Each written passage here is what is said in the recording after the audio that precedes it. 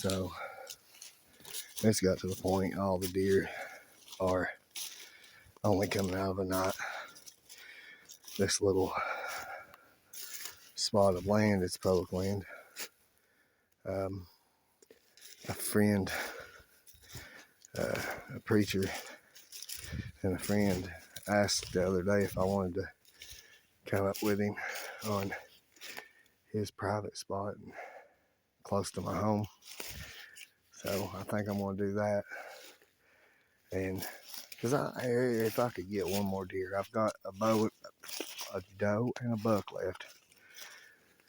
If I could get one, I'd be happy. And it don't matter, either one. That would give me enough meat to do what I want. Anyway, just going to show you something. Opening day of muzzleloader season, November 4th. I was walking out this ridge. See, it drops over there. And it drops over right here, starts down.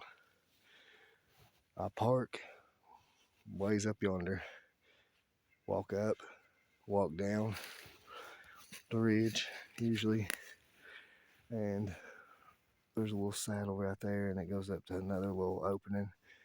It's wide open. I usually set off in some pine thickets and hunt. And I've shot one deer there at the end, towards the end of last season. There's plenty of sign they're in there. But anyway, we was walking in, and we got right over in here, and I heard a deer blow and crash off, and I was like, oh, me and my little girl, and I just put my hand on her shoulder, and there was one of these little trees sitting there, and we just slid down against it and sat still as we could. In about 20-25 minutes, I leaves rustle a little bit, and I figured it was a squirrel. I didn't think we was actually going to see the deer no more. But the doe popped her head up and was looking at us, so I couldn't quite move at first. And we sat there and just sat still for a few minutes, and finally she looked back behind her, and I was able to lift my rifle on my muzzleloader, and I dropped her right where she stood. Well, I wasn't thinking. It was opening more than I was excited. I was meat in the freezer, and we went to look at her and stuff because I knew she's immediately expired. And me and my daughter walked down there. We was looking at her. Well, I looked up the ridge, and there was a little buck standing there watching us. And I handed my daughter the muzzleloader. She shot, which I had to. It took her just a second. He had to step forward a couple steps so she could get a clear shot. So I had to, hold the like right here. I had to hold to the. It got heavy on her because it's heavy on muzzleloader. Remington 700. Anyway, she shot him, and I knew it was a good hit. You could hear it, boom, and he literally was standing. As a matter of fact, he was standing like right in this area where I'm at. She was. I don't know if you can see it in this video or not, but there's a stump, like right there, a black stump. I don't know if you can see it or not. She was standing right there. She shot him. It's our first deer ever. She'd been with me a time or two when I had shot deer, and she seen what to do and all that. But this was her first time. She'd fired the gun before, but it was her first time firing at a deer, and it was, her deer. Well, it was a little 4-pointer, and he cut over the ridge, and we're only 100 yards, 120 yards or so from the road down there, four-wheeler trail. But her deer went crashing down through there, so I was like, "Oh, you got it!" I could hear him stumble around a time or two, and I was excited for her. And I heard, "Pow!" It wasn't a muzzleloader. It was a rifle. I heard a rifle fire, and I heard, and I got so sick in my stomach for her. But two guys came in and stole her deer. It, and I figured that's what happened. Then there was a couple drops of blood. There wasn't much at all. So I started thinking, well, maybe she missed it and it was standing there and they shot it. Well, a couple of weeks ago, I talked to this old man across the road, and he said no. He said it fell about 10 foot off the side of the road. It fell and was started to get back up, and it was done at that point. But them guys run up, shot it from the vehicle with the rifle, threw it on a rack on the back of the SUV, and took off. And yeah, so I'm gonna get her a little memento about it or something. But it was her first one, and that old man said it wasn't gonna ever get up from where it was sitting or laying. Uh, yeah, it's messed up that they done her that way. But, and I know people's heard me fuss about it all deer season long, but this is exactly where it happened at. It was right there. Very short shot. Which I shot a 6-point buck. I thought he was a 4-pointer. It's a 6-pointer. And I hit it. It turned it a flip. So I thought there was a little bit of fur. But what I think happened was it skinned him and it burnt and he lost his foot and it spooked him.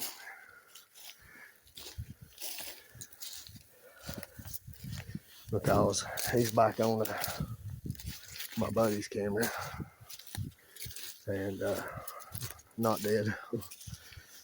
So I'm happy with that. But I'm gonna walk out of here. Luckily this time of day I don't have to worry about no deer being down this way, even if they are out of the daytime. There's a bunch of hiking trails and stuff in here. The deer make a giant circle when they come out. And every picture anybody's got for 2 weeks now has been of a night. My hunting spot got burnt. There's been a bear in there walling around. And I think I'm gonna go in there and dig up the salt and stuff from the old salt block and try to maybe get rid of the bear. I don't know. I might leave it there and just get me another one and put it up somewhere else. Because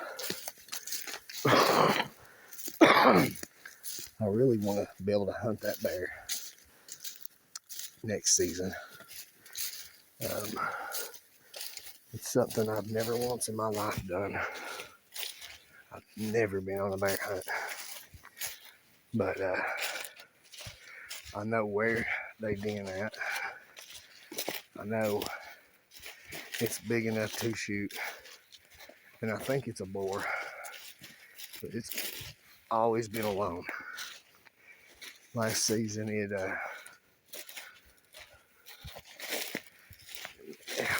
a bear. It wasn't as big. I was across the road here in a little valley. Well, it ain't a road. It's like a little dirt road with a few gravels on it. 4-wheeler trail. But I was literally right across the road in that valley coming out from hunting just after dark of an evening. And It was dusky. You could barely see, and something come crashing up on me, and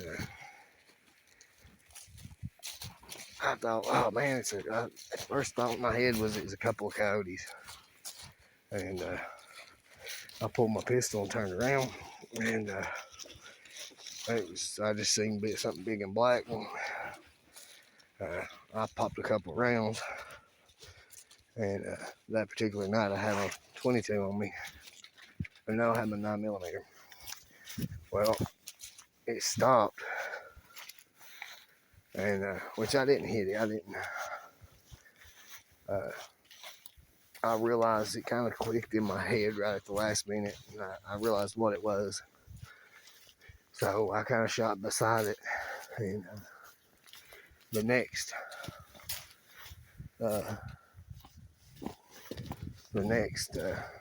time I turned around to walk off, I heard it start walking towards me again. It followed me, but when I turned back around and looked at it, it stopped. So that a couple times, and it tried to inch closer, and I shot another round beside it in the dirt, and it sat there, and then it let me walk a couple steps, and it started following me again. Well, finally, I shot one right in the dirt, just right in front of it, slung rocks and dirt and stuff all in its face, and it turned around and ran off. But yeah, it was craziness, and it was very scary because at the time, you know, I didn't know what it wanted. It was scaring me. I thought it was going to attack me or something. I was trying to figure somehow to set this phone up. Just give me a moment to set this gun inside this truck. Get it out. The thing, okay. Anyhow, yeah, that's craziness. But this year, it'll probably go a couple 100 pounds at least, if it's the same one. It's big. There's pictures I posted a week or so ago, but the pictures were taken a couple weeks before, or a couple weeks ago, a week before that. But the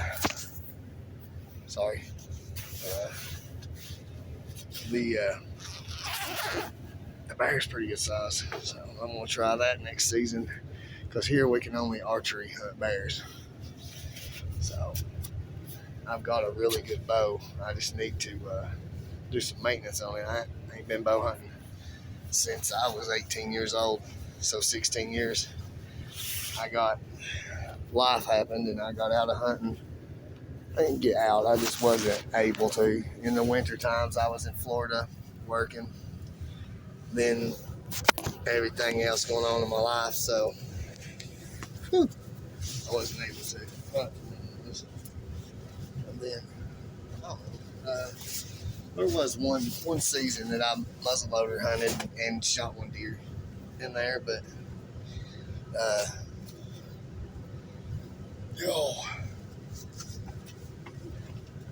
I never. That was just that one-off ordeal. I ended up not being able to find it, and then my buddy went there and found it and kept it because I had to go back to work. But so I don't even count that. I was probably 20. But the last buck I had killed prior to this year, prior to the little spot, was a 7-pointer, little basket rack 7-pointer.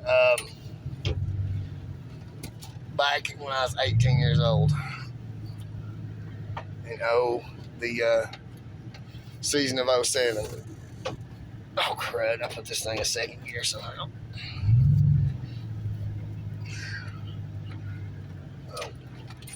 It's pretty mushy. I might not run it off the side of the road too far. So I was tickled to death with my little spot for now. And which I only hunt. I enjoy getting out in nature. It ain't about killing the biggest buck for me. It's I take all the meats in my freezer. I feed my family with it throughout the year. We'll eat deer meat a couple times a week. So until we run out, which I'd like to get one more this season. We've ate quite a bit this year, so I'd like to get one more. Oh God. And then that would be perfect for me.